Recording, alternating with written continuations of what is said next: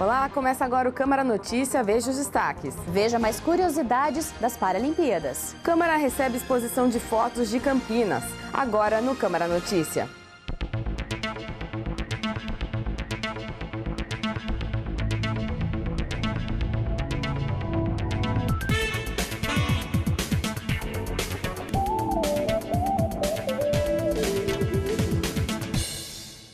Criada para defender as mulheres da violência doméstica, Lei Maria da Penha completa 10 anos. Veja mais com Michel Amorim. No começo você nem percebe que você está sofrendo uma violência. Aos poucos você vai percebendo que tem alguma coisa errada. E aí você começa a perceber muito medo. Eu tinha muito medo, inclusive de me separar. Porque sempre tinha muita ameaça e ele não aceitava a separação. A história de violência doméstica começou quando eu convivia com meu ex-companheiro, depois de um tempo que a gente estava junto. Aos poucos ele foi ficando cada vez mais violento e demonstrando, primeiro com a violência verbal, a psicológica, até chegou a violência física. Esse é o depoimento de uma mulher que foi vítima de violência doméstica. Apenas mais um caso entre tantos outros. A história dela é recente e foi amparada pela Lei Maria da Penha, que completa 10 anos no mês de agosto. A primeira delegacia da mulher foi inaugurada em 1985, mas só em 2006 uma legislação específica para proteger as mulheres foi criada. A delegada, que trabalha há 23 anos nessa área, contou como era antes. Antigamente, todos os delitos ocorridos no âmbito doméstico recebiam o mesmo tratamento de um delito ocorrido fora do âmbito doméstico. De acordo com a delegada, a Lei Maria da Penha é um instrumento muito importante. Essa lei que veio, de alguma forma, ajudar a vítima a enfrentar essa situação de violência, com o auxílio dos órgãos públicos, do Poder Judiciário, da polícia, para auxiliá-la a romper essa situação de violência. A Lei Maria da Penha tem um grande potencial. Esse ano completa 10 anos da publicação da lei. Realmente mudou muita coisa. Eu costumo dizer que a gente está caminhando. Conversamos com uma psicóloga que explicou para a gente o porquê é difícil para a mulher romper esse ciclo de violência doméstica. A violência doméstica, diferente da violência urbana, ela envolve outros vínculos, que é muito difícil para a mulher se desfazer. Geralmente, a violência doméstica acontece com alguém muito próximo, um vizinho muito querido, muito amigo da família, um marido, um irmão ou até mesmo o próprio esposo. Então, não é simplesmente se afastar, envolve muitos outros vínculos e é difícil se desvencilhar. Ela explicou ainda as consequências que podem trazer para a mulher. A mulher, ela acaba caindo em descrédito com ela mesma, a baixa autoestima, né? E fica difícil para ela resgatar tudo isso. E para quebrar esse ciclo, só tem um caminho. E se empoderando. A partir do momento que ela se empodera e consegue olhar para o potencial, ela consegue olhar também a possibilidade de uma vida diferente. Procura uma ajuda, procura a delegacia de polícia, procura se orientar com amigos e toma uma atitude para mudar essa situação de violência. Existe uma vida linda, maravilhosa, longe da violência, que é um trabalho muito difícil, mas tem recompensa.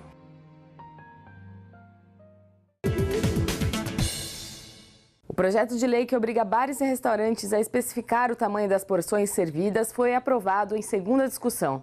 Os vereadores de Campinas aprovaram na quarta-feira, dia 3, em segunda votação, o projeto de autoria do vereador Zé Carlos, que tem como objetivo a proteção dos direitos do consumidor. A proposta estabelece que os restaurantes, bares e estabelecimentos similares que servirem porções serão obrigados a descrever nos cardápios as especificações de quantidade, peso ou medidas precisas e equivalentes das porções servidas, de alimentos ou bebidas. A ideia é possibilitar que o cliente saiba exatamente o que vai receber pelo que está pagando, já que não existe uma padronização do quanto vem em uma porção ou meia porção, por exemplo. Agora a proposta segue para a sanção do prefeito Jonas Donizete.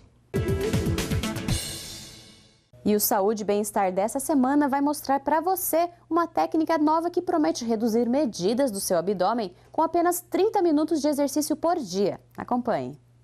Olá! Sabia que dá para ter aquela barriguinha sarada, negativa, fazendo apenas 30 minutos de exercício por dia e ainda ganhar muita saúde com isso? Nós conversamos com uma professora de educação física que vai mostrar pra gente uma técnica que muita celebridade usa. Então fica com a gente que o Saúde e Bem-Estar te conta qual é o segredo.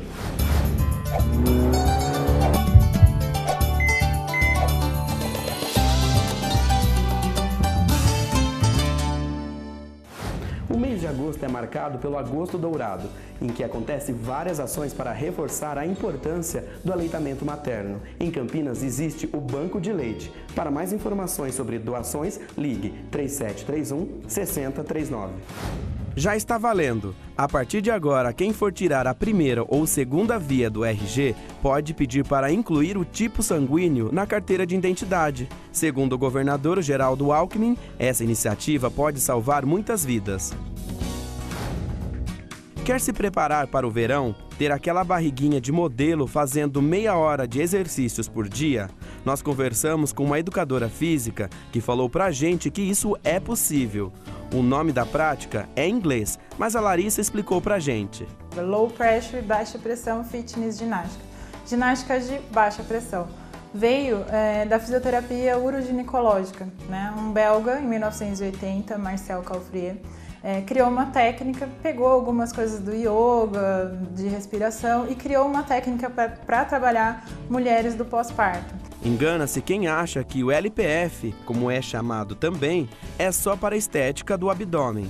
A educadora listou vários problemas que podem ser diminuídos ou resolvidos. Quando a gente fala de barriga negativa, diminuição da cintura, melhorar tônus, todo mundo se interessa, né? Aí entra a questão da saúde, que vai melhorar a postura, vai descomprimir esse assoalho pélvico, pessoas que têm dores lombar, o próprio funcionamento do intestino, pessoas com constipação, elas sentem uma melhora, os casos de prolapso genital, incontinência urinária, a compressão do nervo pudendo que o ciclista pode vir a sofrer, problemas relacionados ao diafragma, hérnia de hiato. É o caso da Camila, que procurou o LPF e já viu resultados. Procurei fazer por causa de um desvio de coluna para tentar reorganizar a postura. Eu estou na 5ª sessão e já percebi uma melhora significativa na postura, até por fotos a gente já fez essa comparação, e outros benefícios que eu não esperava, mas eles vieram. Essa técnica trabalha os músculos do abdômen esquecidos. Nós treinamos nos abdominais tradicionais a voluntária, e a involuntária acabou que ficou esquecida. E como funcionam as aulas? Ele é oferecido na forma de pacote, onde a pessoa adquire essas 12 sessões, uma por semana, de meia hora. E nessa sessão ela vai praticar várias posturas, vai executar a técnica em várias posições diferentes, onde tem o ganho postural. Então não é só a respiração, tá? E nem a aspiração diafragmática, como apareceu no vídeo, mas tem toda a questão da postura. E em 12 semanas ela é avaliada no primeiro dia e avaliada no último dia. A professora destacou que para dar certo o programa, a disciplina do aluno é primordial. Se o aluno vem e não se compromete, ele acha que não vai conseguir, não vai ter essa disciplina de fazer por 5 minutos todo dia, eu mesma falo, olha, então deixa para um outro momento, onde você consiga encaixar, porque tem que virar um hábito, tem que entrar na rotina como escovar os dentes.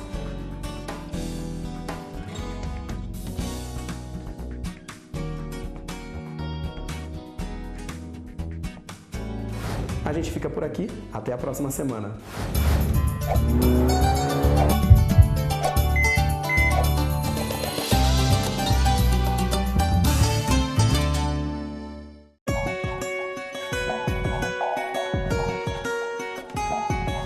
E para este fim de semana, o tempo continua muito seco, sem nenhuma previsão de chuva. A máxima fica em torno dos 27 graus e a mínima fica nos 16 graus. E a seguir tem exposição gratuita aqui na Câmara Municipal de Campinas.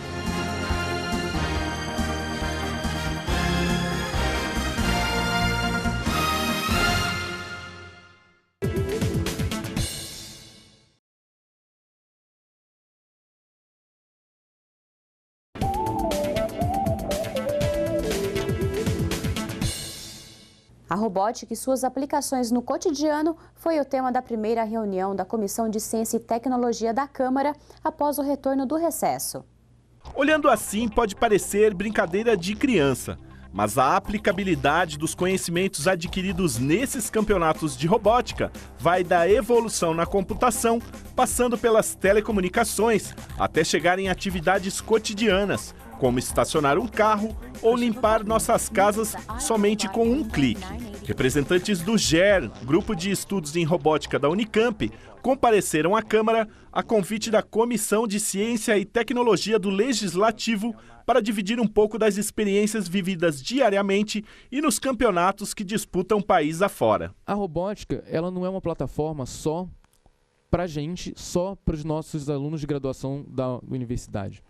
Ela é uma plataforma também para que outras pessoas elas entrem em contato e tenham conhecimentos nessa área. Por que ela é uma plataforma tão interessante? Assim como ela foi para a gente, ela tem uma aproximação muito forte para as outras pessoas do que é exatas e do que é engenharia, que é uma coisa ainda muito difícil para muitas pessoas. Várias pessoas falam, eu quero fazer engenharia, mas você não tem uma noção disso. E aí, isso é uma forma delas se aproximarem. Além dos desafios das competições, esses alunos têm que enfrentar o alto custo das peças, muitas vezes superadas pela criatividade em tempos de crise. E a brincadeira de gente grande tem rendido louros. Em toda competição que entra, a Universidade de Campinas belisca alguma premiação. Desde 2012 a gente sempre consegue pelo menos um troféu nas nossas categorias. Em 2013 a gente ganhou com um robô. Em 2014 a gente ganhou com um robô e pegou prata com outro. Em 2015, a gente pegou prata e bronze, e esse ano a gente ganhou com outro robô. O presidente da Comissão de Ciência e Tecnologia, vereador André von Zuben, parabeniza a iniciativa. A ideia é justamente isso, é incentivar, que eles possam começar a ter contato, a partir da robótica, desenvolver esses conhecimentos aí em várias áreas, para ajudá-los no seu desenvolvimento escolar, mas também motivá-los a se interessar por toda a gama de conhecimento que está envolvida nas mais diversas áreas que se aplicam à robótica. E olha, em 10 anos a frota de motos em Campinas cresceu 109%. Com isso vieram alguns problemas, como falta de vaga para estacionar e o aumento do número de acidentes no trânsito. Basta olhar os bolsões de estacionamento na região central, elas estão lá, enfileiradas, uma perto da outra. Quase não cabem. O bancário Gabriel, que usa a moto para ir ao trabalho, acredita que a economia e o custo-benefício das motos contribuíram para esse aumento da frota na cidade. Eu acho que mais por causa da economia mesmo. A moto é um veículo que hoje proporciona um baixo custo, tem manutenção baixa e também gasta pouca gasolina, que está bem caro ultimamente. O motorista de ônibus Reginaldo, que também é motociclista, disse o porquê muitos como ele escolhem usar a moto ao invés do carro. O pessoal está preferindo a moto devido à economia, e a baixo custo de manutenção também. Hoje praticamente só vem para a cidade de carro, para o centro, quem realmente precisa vir de carro, porque quem tem uma moto não vai vir de carro. De jeito maneira, você entende? Assim que a gente faz. Eu não ando mais de carro de jeito nenhum. Segundo o levantamento do Departamento Nacional de Trânsito, junho desse ano fechou com 109 mil motos no trânsito em Campinas, um aumento de 109% desde 2006. Em 10 anos, as ruas e avenidas da cidade ganharam por dia cerca de 15 veículos. Pensando nesses números crescentes, o secretário de Transportes, Carlos José Barreiro, disse estar atento a essa nova realidade de Campinas. Temos programas especiais de prevenção e educação dessa classe de motociclistas, aqui na INDEC a gente se preocupa muito com isso. Dados do Denatran apontam que em Campinas, 40% das mortes no trânsito são de motociclistas. E nós temos uma boa notícia que no ano de 2016... Os dados de 2016, que referem-se a 2015, mostram que houve um recrudescimento, uma redução da quantidade de acidentes com motocicletas e principalmente acidentes fatais, que é uma coisa que nos preocupa muito. Mas com o aumento da frota de motos, surgem os problemas. Para achar vaga hoje em dia está difícil, diminuiu bastante vaga em Campinas, tem muito motoqueiro e está diminuindo o número de vagas também. Aí a gente está penando aí no centro para poder achar lugar para parar. Nesse projeto da nova Zona Azul, o estacionamento eletrônico, né, rotativo, pago, que nós estamos criando, nas áreas centrais nós vamos criar bolsões. Então são bolsões de estacionamento, que naqueles bolsões os motociclistas poderão estacionar e sem ter custo, porque eles não vão ser cobrados pelo estacionamento da Zona Azul nas regiões dos bolsões. O secretário deu um prazo para resolver o problema de falta de vaga. Esse processo vai ser feita a licitação agora nos próximos meses, ainda em 2016, e a implantação vai começar exatamente pela região central. Nós vamos substituir todas as quase 2.000 vagas que temos hoje na região central de Campinas pelo novo modelo de estacionamento eletrônico pago. É uma questão de mais alguns meses, a situação vai estar resolvida, eles vão ter essa possibilidade, e daí começar a usá-la e desfrutar. E nessa sexta-feira começou na Câmara uma exposição em comemoração ao aniversário da cidade. A mostra Janelas que Dão para Outra Campinas permanece no hall de entrada do plenário durante todo o mês de agosto. Coreto da Praça Carlos Gomes, Túnel da FEPASA, Catedral e Escola de Cadetes são alguns dos pontos da cidade que ganham um novo olhar na exposição Janelas que Dão para Outras Campinas.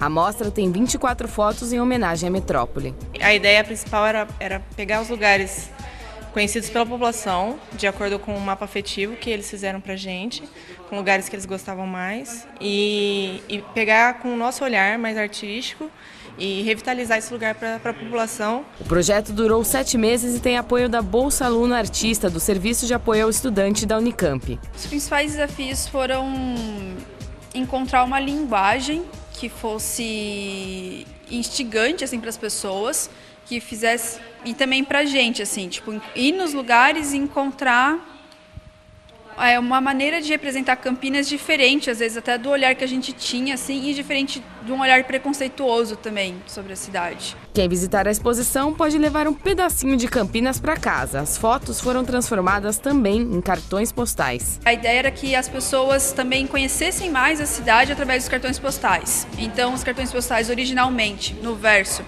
eles tinham o lugar onde era e todas as linhas de ônibus que passavam próximo daquele local.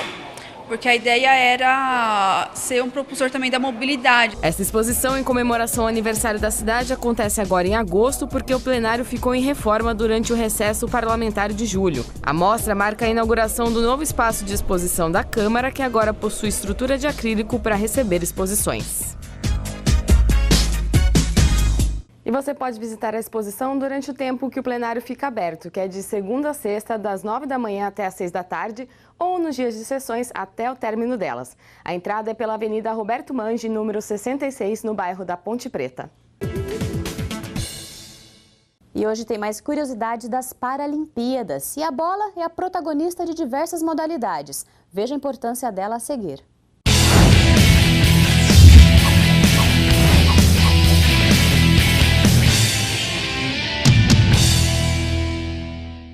São 9 as modalidades paralímpicas disputadas com bola. Presente desde os primeiros Jogos Paralímpicos em Roma 1960, o basquetebol em cadeira de rodas é disputado nas categorias feminino e masculino. As cadeiras usadas nos Jogos chegam a custar $5 mil, o equivalente a R$17 mil, mas podem durar apenas 6 meses. Considerado um jogo de estratégia, a bocha estreou nos Jogos Paralímpicos de 1984. Homens e mulheres competem juntos nas categorias individual e dupla. É disputado por pessoas com paralisia cerebral severa, dependentes de cadeira de rodas. Em alguns casos, o calheiro que auxilia os atletas com maior grau de deficiência é um familiar, muitas vezes o pai ou a mãe. Futebol de 5, disputado por homens deficientes visuais, ao que tudo indica, surgiu na Espanha por volta da década de 1920. Por aqui, há indícios de que era praticado durante a década de 1950 por cegos que jogavam com latas. Em 1998, o Brasil foi o campeão do primeiro Mundial e que foi realizado em Paulínia, aqui na região de Campinas. A seleção brasileira é a grande favorita. Levou as medalhas de ouro de todas as edições dos Jogos Paralímpicos, desde a estreia do futebol de 5 em Atenas 2004. O futebol de 7 é restrito a homens com paralisia cerebral. Parte do programa paralímpico desde a edição de 1984, a modalidade foi criada em Edimburgo, na Escócia, na terceira edição dos Jogos Internacionais para Paralisados Cerebrais, em 1978. Assim como a vela adaptada, a Paralimpíada deste ano vai ser a última em que a modalidade será disputada. Na história dos Jogos Paralímpicos, o Brasil soma 2 medalhas no futebol de 7, uma de prata e uma de bronze. Um dos países com mais força, a Ucrânia, por pouco não levou o tricampeonato paralímpico em Londres 2012. Perdeu a final para a Rússia por 1-0.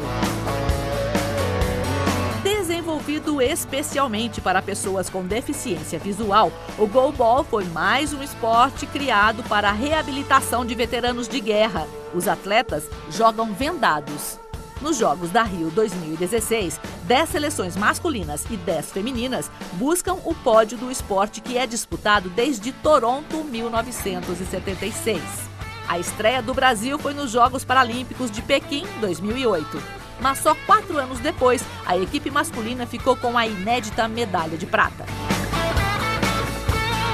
O rugby em cadeira de rodas participa oficialmente dos Jogos Paralímpicos desde Sydney 2000. É disputado por equipes mistas de atletas com perda de função nos membros. Assim como no rugby convencional, a modalidade para cadeirantes tem muito contato físico. É a primeira vez que o Brasil vai disputar a modalidade em uma Paralimpíada. Canadá, Estados Unidos e Austrália são as equipes mais fortes. O vôlei sentado surgiu da junção do vôlei convencional com um esporte alemão praticado por pessoas com pouca mobilidade, mas sem rede, chamado Sitzball. O voleibol sentado, disputado por atletas com dificuldades de locomoção, está nos Jogos Paralímpicos desde 1980. Na Rio 2016, vai ser disputado por 8 seleções masculinas e 8 femininas. O tênis de mesa e o tênis em cadeira de rodas completam a relação das modalidades paralímpicas disputadas com bola.